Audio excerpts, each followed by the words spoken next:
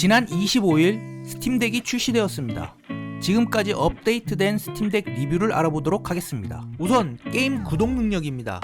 1280에 800 해상도에서 둠 이터널스를 플레이할 경우 그래픽 낮음과 중간 설정 모두에서 60프레임, 높음에서는 41프레임의 성능을 보여주었으며 사이버펑크의 경우 그래픽 낮음에서는 48프레임, 중간에서는 37프레임, 높음에서는 26프레임의 퍼포먼스를 보여주었습니다. 다만 일부 게임 중간에서 2-3초간 프레임 드랍 현상이 발견되었습니다.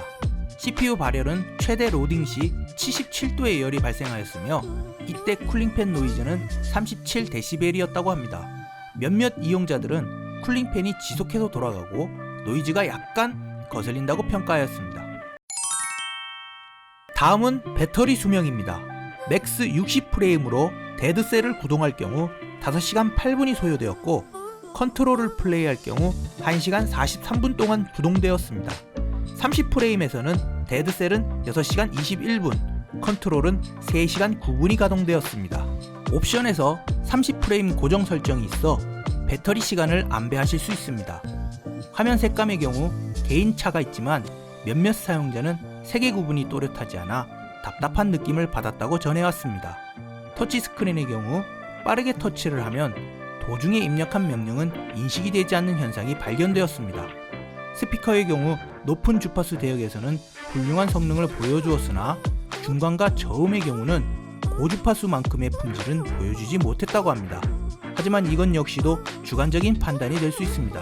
컨트롤러의 경우 스팀덱이 가장 호평을 받는 부분이며 우선 조이스틱은 상당히 견고하게 제작되었으며 부드럽고 텐션이 강해 충분히 마우스를 대체할 수 있었다고 평가하였습니다.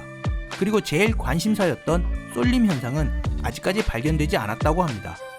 다만 이제 막 제품이 출시되었기에 쏠림 현상이 없다라고 단정 지을 수는 없을 것 같습니다. 버튼 역시 훌륭한 품질을 보여주었으며 다만 조정 버튼과 입력 버튼 사이가 멀어 대전 게임을 할 경우 어색한 느낌을 받을 수 있다고 합니다. 패드의 경우 아래에 모터가 장착되어 있어 패드 이용 시 충분한 조작감을 느낄 수 있다고 전했습니다. 스팀덱의 소프트웨어 부분은 가장 논란이 많습니다. 윈도우의 경우 설치 및 구동은 매우 간단하였지만 실제로 윈도우 내 그래픽 및 와이파이 드라이버를 포함 그 어떤 드라이버도 작동이 되지 않았다고 합니다. 다만 스팀 OS는 아무 문제 없이 운영이 되었습니다.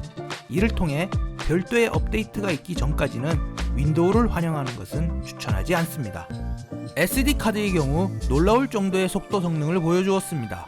로딩 시간으로 보면 둠 이터널스는 내장형 SSD는 17초가 소요되었으며 128GB 마이크로 SD카드의 경우 19초가 걸렸습니다. 사이버펑크의 경우 내장 SSD는 42초, SD카드는 54초가 소요되었습니다.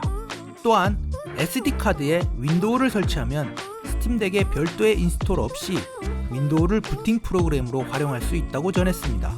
그리고 키보드, 마우스, 모니터 모두 연결이 가능하여 보통의 컴퓨터와 같이 활용할 수 있습니다.